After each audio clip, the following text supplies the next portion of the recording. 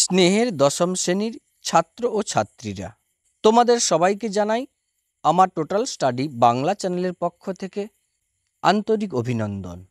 তোমাদের টেস্ট এবং ফাইনাল পরীক্ষার জন্য তোমাদের বিখ্যাত গদ্য অদল বদল, এই অদল বদল থেকে বেশ কয়েকটি সাজেস্টিভ এসএকিউ তোমাদের সামনে তুলে ধরব। অবশ্যই মনোযোগ দিয়ে শুনবে। টেস্ট পরীক্ষা এবং ফাইনাল পরীক্ষায় এই এসএকিউগুলো অবশ্যই কমন পাবে। শুরু করছি আমি। অদল বদল, পান্নালাল প্যাটেল রচিত, তর্জমা অর্ঘ্যকুসুম দত্তগুপ্ত। মূল গ্রন্থ নির্বাচিত গল্প সংকলন। এখান থেকে 2025-এর যে সমস্ত এসএকিউগুলো খুবই গুরুত্বপূর্ণ তা তোমাদের সামনে একে একে উপস্থাপন করছি। অদল বদল গল্পটিকে বাংলায় তর্জমা করেছেন অদল বদল গল্পটি বাংলায় তর্জমা করেছেন অর্ঘ্যকুসুম দত্তগুপ্ত। অদল বদল গল্পে উৎসবের কোন দিনের উল্লেখ আছে? হোলির দিনের কথা বলা হয়েছে। গাঁয়ের ছেলেরা কোথায় কি খেলছিল? গাঁয়ের ছেলেরা ধুলো ছোড়াছুড়ি করে নিম গাছের নিচে খেলছিল। অমৃত ও ইসাপ ওদের কাছে এলো। অমৃত ও ইসাপ কাদের কাছে কখন এসেছিল? হোলির দিনের পড়ন্ত বিকেলে নিম গাছের নিচে গ্রামের একদল ছেলে জড়ো হয়ে ধুলো ছোঁড়াছুঁড়ি করে খেলছিল। অমৃত ও ইসাপ হাত ধরাধরি করে সেই সময় ছেলেগুলির কাছে এসেছিল। জামা ছাড়া অমৃত ও ইসাপের মধ্যে আর কি কি মিল ছিল? অমৃত ও ইসাপ দুজনে একই স্কুলে একই ক্লাসে পড়তো। রাস্তার মোড়ে তাদের বাড়ি দুটোও ছিল মুখোমুখি। তাদের দুজনের বাবাই পেশায় চাষি, জমিও প্রায় সমান সমান। দুজনের বাবাকেই সাময়িক বিপদ আপদে সুদে ধার নিতে হয়। বলতে গেলে ছেলে দুটোর সবই একই রকম। তফাৎ শুধু এই যে, তফাৎটা কি? অমৃত ও ইসাবের মধ্যে সমস্ত বিষয়ের সাদৃশ্য সত্ত্বেও তফাৎ ছিল এই যে, অমৃতের বাড়িতে আছে বাবা, মা ও 3 ভাই, আর ইসাবের বাড়িতে শুধু তার বাবা আছে। অমৃত কুস্তি লড়তে রাজি ছিল না কেন? অথবা তাহলে মা আমাকে ঠ্যাঙাবে। মা কেন তাকে ঠ্যাঙাবে?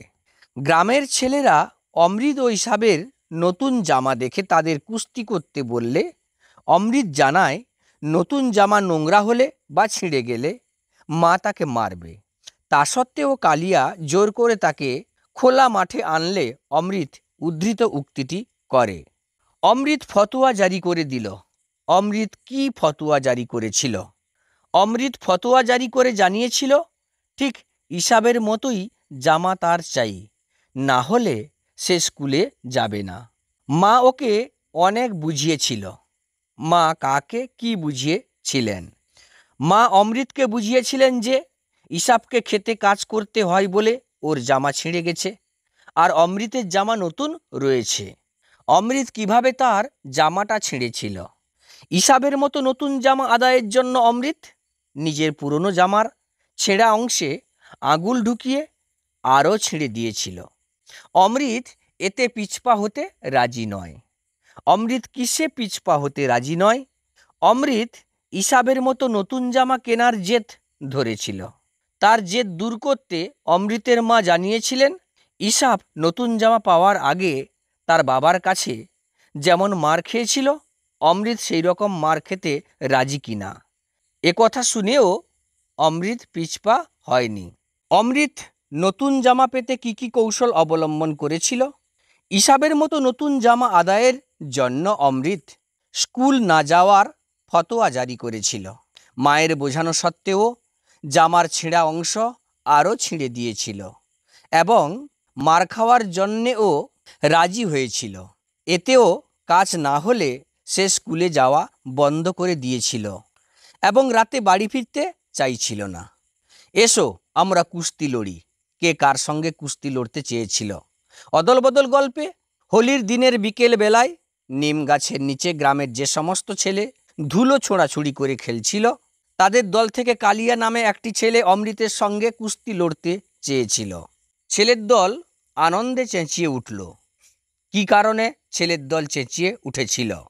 কুস্তি লড়তে অসম্মত অমৃতকে কালিয়া ছুঁড়ে ফেলে দিলে ছেলের দল আনন্দে চেঁচিয়ে উঠেছিল, কারণ কালিয়ার সঙ্গে কুস্তি লড়তে কালিয়া জিতেছিল আর অমৃত পরাজিত হয়েছিল। ইসাবের মেজাজ চড়ে গেল। ইসাবের কেন মেজাজ চড়ে গিয়েছিল?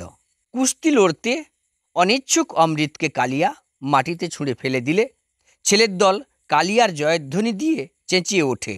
তাতেই বন্ধুবৎসল ইসাবের মেজাজ চড়ে গিয়েছিল। ব্যাপারটা ঘোরালো হয়ে পড়েছে। কোন ব্যাপারটা ঘোরালো পড়েছে? অথবা যে যেদিকে পারে পালিয়ে গেল। তারা পালিয়ে গেল কেন? গ্রামের ছেলের দল কুস্তি লড়ার জন্য। অমৃত ও ইসাবকে জোর করলে কালিয়া অমৃতকে মাঠে এনে ধরাশায়ী করে। অমৃতকে বাঁচাতে ইসাব কালিয়াকে ল্যাং মারায় সে ব্যাঙের মতো হাত পা ছড়িয়ে মাটিতে পড়ে চিৎকার শুরু করে। এই পরিস্থিতিতে কালিয়ার বাবা মা ওদের মারতে পারে ভেবে সবাই পালিয়ে যায়। উদ্ধৃতিতে এই ব্যাপার এর কথা বলা হয়েছে। ওরা ভয়ে কাঠ হয়ে গেল। তারা কি কারণে ভয়ে কাঠ হয়ে গিয়েছিল? অনেক কষ্ট করে ইসাবের বাবা নতুন জামা কিনে দিয়েছিলেন, আর সেই জামা প্রথম দিনেই ইসাব ছিঁড়ে ফেলেছে। দেখা মাত্র ইসাবের বাবা তাকে খুব মারবেন ভেবে অমৃত ও ইসাব ভয়ে কাঠ হয়ে গিয়েছিল। হঠাৎ অমৃতের মাথায় একটা বুদ্ধি খেলে গেল। বুদ্ধিটা কি ছিল? কুস্তি লড়তে গিয়ে ইসাবের নতুন জামা ছিঁড়ে গিয়েছিল। ইসাবের বাবা জানতে পারলে প্রহার ছিল অবধারিত, কিন্তু অমৃত আর ইসাবের জামা যেহেতু একই রকম, তাই অমৃত ইসাবের ছিঁড়ে যাওয়া জামা নিজে পরে ইসাবকে তার ভালো জামা পরিয়ে দেবে। এই ছিল বুদ্ধির পরিচয়। ভয়ে অমৃতের বুক ঢিপ ঢিপ করছিল। অমৃতের বুক কেন ঢিপ ঢিপ করছিল? ইসাবের ছেঁড়া জামা বদল করে অমৃত নিজে পরে নিয়েছিল, কিন্তু তার নিজের জামা ছেঁড়া দেখে যদি তার মা তাকে বকুনি দেন, এই আশঙ্কায় অমৃতের বুক ভয়ে ঢিপ ঢিপ করছিল। অমৃতের মা কেন জামা ছিঁড়ে যাওয়া সত্ত্বেও তাকে কিছু বললেন না? অথবা কিন্তু ওর কপাল ভালো। কি কারণে কার কপাল ভালো? হোলির দিন কিছুটা ধস্তাধস্তি টানা হাঁচড়া চলে, অমৃতের মা জানতেন। তাই প্রথমে তিনি অমৃতের ছেঁড়া জামা দেখে ভ্রু কোঁচকালেও পরে ছেঁড়া জায়গাটা রিপু করে দিয়েছিলেন। এইভাবে অদল বদল থেকে সাজেস্টিভ বেশ কয়েকটি এসএকিউ তুলে ধরলাম। অবশ্যই তোমরা মনোযোগ দেবে, অবশ্যই সফলতা পাবে। ধন্যবাদ।